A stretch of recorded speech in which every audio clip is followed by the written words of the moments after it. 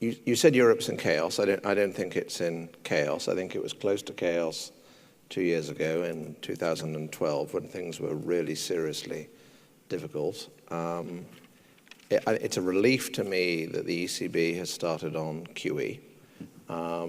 They need to stimulate spending in the economy at the very core of Europe. This isn't about rescuing Portugal or Spain or Greece. It's about stimulating spending in the economy right at the heart of that currency area in France and even in degree in Germany. That won't be enough. If I can make a global comment, one of the great risks we face is that everybody is slipping into thinking that the central banks are the answer to everything, everywhere, the only game in town. Europe is the most obvious area of the world where significant structural reform is needed. And this is a euphemism we use in a way, structural reform, which is what we would all call it. My country did a great deal of it in the 70s and 80s. But really, it's a question of changing the social model. And that's tough for populations. If you travel, the standard of living in France and northern Italy is incredibly high. And the people there will be asking themselves, well, we live well. Why do we need to change the way our economy is organized?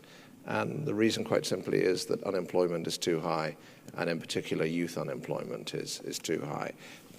But I think they'll get through that, and I think that Europe will emerge again over the next few years as perhaps not one of the great drivers of the world economy, but certainly playing its part in the world economy. The other thing I would say, linking to the governor's comments and perhaps the previous panel, this is a year in which it would be surprising if the Federal Reserve didn't start to withdraw monetary stimulus. And there's, in a sense, the amount of fascination and excitement around that is completely disproportionate. I mean, this will be tremendously good news. When it occurs, and I don't know when it will occur, the markets and the media will get fantastically overexcited. It is impossible that the Fed get it exactly, the timing exactly right. What matters is whether they get it broadly right. Whether they get the quarter right is neither here nor there.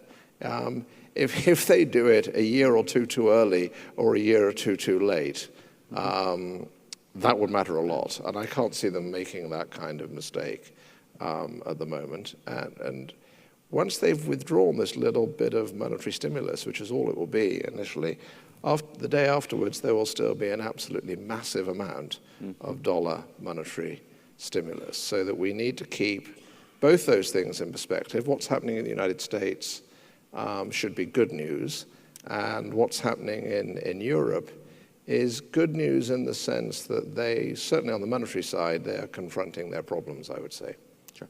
Implications for this region? I see that the region can only benefit from a recovering world economy. I mean, let's face it, the Western world, United States and Europe, dealt a body blow to the world economy, which, and 50 years hence it will be different, but we're still in a world where if America and Europe are weak, the world is weak. And big picture, we have avoided a repeat of the Great Depression. And that is quite an achievement for the world that I spent my career in. It's not enough, but now recovery will come, and that will be good for this region as it will be good, I hope, for everybody else.